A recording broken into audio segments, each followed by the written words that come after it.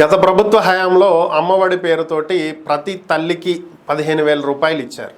అదే first class నుంచి inter వరకు 15,000 రూపాయలు ప్రతి తల్లికి కూడా ఇచ్చేవాళ్ళు. అయితే ఎన్నికల సమయంలో కూటమి ప్రభుత్వం సూపర్ 6లో భాగంగా తల్లికి వందనం అనేటువంటి పేరుతోటి ఇంట్లో ఎంతమంది పిల్లలు చదువుకుంటుంటే అంతమందికి ఒక్కొక్కరికి 15,000 రూపాయలు చొప్పున ఇస్తామని, ఒక పిల్లవాడు ఉంటే 15,000, ఇద్దరు పిల్లలుంటే 30,000, ముగ్గురుంటే 45,000 అంటూ చెప్పడం కూడా జరిగింది. అయితే ఎన్నికలు అయిపోయినాయి, కూటమి విజయం సాధించింది, అధికారంలోకి వచ్చింది. మరి తర్వాత తల్లికి వందనం గురించి ఎక్కడా కూడా చర్చ జరగల. విద్యా సంవత్సరం కూడా ప్రారంభమైంది, ఆల్రెడీ తరగతులు జరుగుతున్నాయి.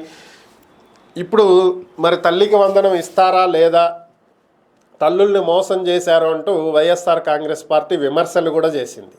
ఒకానొక సందర్భంలో మరలా ఒక తల్లికి ఒక 15,000 ఇవ్వబోతున్నారు, దీనికి సంబంధించినటువంటి మార్గదర్శకాలు ఇవే అని చెప్పి ఒక జీవో కూడా సోషల్ మీడియాలో చక్కర్లు కొట్టింది. దీనికి టీడీపీ వివరణ ఇచ్చింది, అలాంటివేమీ మేము రిలీజ్ చేయలేదు, ఇప్పటి వరకు ఎలాంటి మార్గదర్శకాలు రూపొందించలేదు, అలాంటివి రూపొందిస్తే ఏదైనా దాని మీద అధ్యయనం చేస్తున్నాము, ఒక క్లారిటీ వచ్చాక మేము మీకు తెలియజేస్తామని చెప్పి అప్పుడే చెప్పడం జరిగింది. అయితే మరి దీని వెనక చాలా అపోహలు, అనుమానాలు ఉన్నాయి. ఓన్లీ ప్రభుత్వ పాఠశాలల్లో చదువుతున్న వాళ్ళకి మాత్రమే ఇస్తారా, లేదా ప్రైవేటు పాఠశాలల్లో చదువుతున్న వాళ్ళకు కూడా ఇస్తారా, దీనికి ఇన్కమ్ ఎంతవరకు ఉండాలి, గత ప్రభుత్వం 75% అటెండెన్స్ ఉండాలని చెప్పింది, మరి వీళ్ళు ఎంతవరకు పెట్టబోతున్నారు, ఇలా అనేకమైనటువంటి అనుమానాలు ఉన్నాయి. సో ఈ నేపథ్యంలోనే విద్యాశాఖ మంత్రి నారా లోకేష్ స్పందించడం జరిగింది.